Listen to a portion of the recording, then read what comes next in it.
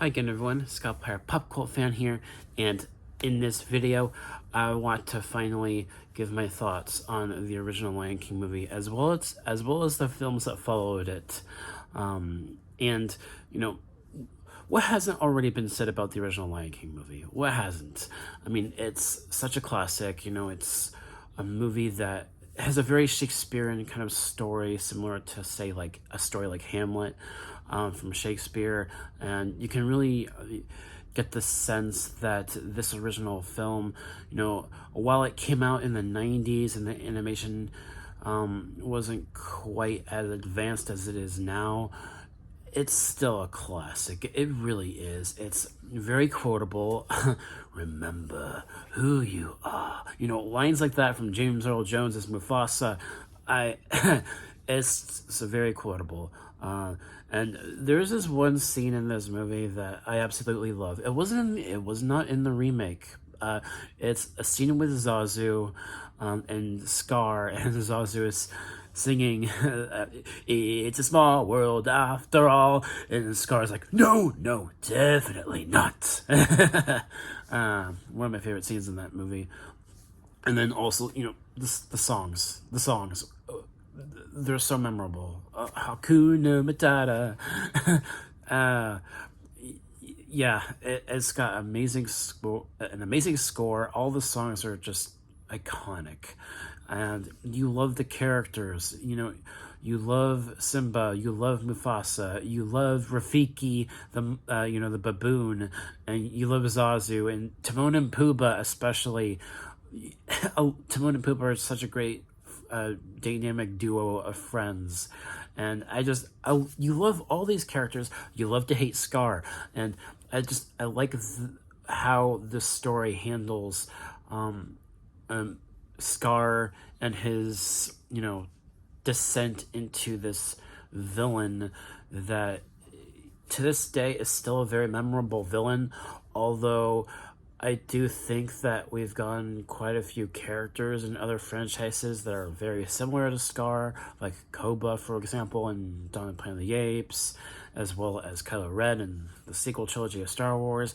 I feel like they've tried copying a similar kind of arcs for villains in other franchises ever since Scar, because he's such a memorable character for what he was trying to do and trying to, gain power over Mufasa. And I think that's a very fascinating story. It's, like I said, it's very Shakespearean, if that's the word. And I also think that, some of the other relationships in the film, like the relationship between Simba and Nala, and how that, grows as they become adults. And just that love song, that one's very iconic, and just so many great moments. I love this film, I really do. And it's a movie that, all of my favorite Disney movies are movies that aren't about princesses. It's either The Lion King, Lilo and Stitch, Toy Story. Like, my favorite Disney movies are not Disney princess movies. They're movies like Lion King. And I think that speaks volumes for the kind of movies that I like to watch when I watch Disney movies. Lion King is top tier Disney for me. I love this film. It doesn't have any flaws. It has a perfect pace. It has great tracks of songs, and the cinematography is great. That opening scene. The opening scene with the Circle of Life song and the sun rising, that's a very iconic shot, very iconic scene. And, you can just watch this movie and just completely enjoy it. It's pure entertainment. But at the same time, it has thematic elements that still resonate even to this day, which makes it such an iconic film. And I think the sequel that followed, Lion King 2, Simba's Pride, it's easily one of my favorite direct-to-video sequels that Disney has produced. Because I just watched it, like, the other day, and I cried watching the second film, Lion King 2.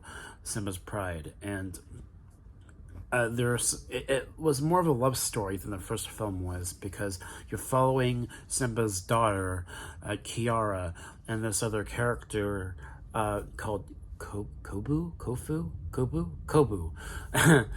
and there's this other character, funny enough, in Lion King 2 named Dezira, who, is sort of like this mother figure in this other clan of lions that were banned from Pride Rock, and it's a very fascinating story. But it's also it's a love story between Kiara and Kobu, and there's an amazing song in this movie that I cried listening to. It's been a while since I've seen the second film, but I generally think that's a really good follow-up to the original film. And Lion King 1.5, I think that's a really interesting piece of added content to the original film, because you get to see the story of the original film from Timon and Pumbaa's perspective. And there's this really great song with Timon at the beginning of the film, dig dig a tunnel, dig dig a tunnel, right before the hyena comes. That's easily one of my favorite songs out of all these movies, if you ask me. I love that song. And Lion King 1.5 is definitely a really good continuation / addition to the original story. It's really interesting. It's a really interesting piece of the film. And a lot can be said about the remake. I enjoy it. It's not nearly as good as the original, but it's still pretty decent for what it is. It's a visually stunning. It's beautiful, and there are some new songs in the remake, a couple, and they're cool. And there's this one added scene in the remake that wasn't in the original film, with the character of Nala, and it was an interesting scene. And also the third act kind of felt like an actual battle between lions and hyenas, and it felt like an actual battle, which kind of adds to the more blockbuster feel of the remake. But I thought that was really cool, and it's a really decent film, if you ask me. And I love this franchise. When I was watching the second film, there were elements of it that made me think of Planet of the Apes, because the character of Zira, I know that name well because the chimpanzee Zira from the older Planet of the Apes movies. And also there's a few lines of dialogue in Lion King 2 where Simba was saying how Scar cannot escape his hate. And there's a very similar line of dialogue in Warfare and Planet of the Apes when Caesar says Koba cannot escape his hate. There's certain lines of dialogue that are similar, which I thought was really interesting. And I loved the second film. I thought it was a really good follow-up. And this franchise has such an amazing legacy. It's a legacy that will carry on for generations, and it will always have such a massive influence on Hollywood and other films. Like I was saying, Lion King, the story has been reused a couple times. Like I said, Dawn of the Planet of the Apes, perfect example. Another example being the first Thor movie, Black Panther. They've reused this similar kind of story in other films nowadays, and that just really pushes the whole thing of how Lion King is still influential even to this day, and it will always be influential in the future, and it will always be seen as an iconic classic Disney movie that everyone will remember. And it's an amazing film, flawless. And that's everything I wanted to talk about here. Just, this movie is 30 years old this year. This franchise is 30 years old this year. Came out in 1994, which was actually the year my sister was born, 1994. And it left such an impactful legacy for me when I was younger. it's a movie that really resonated with me when I was at such a young age, and still to this day still resonates with me.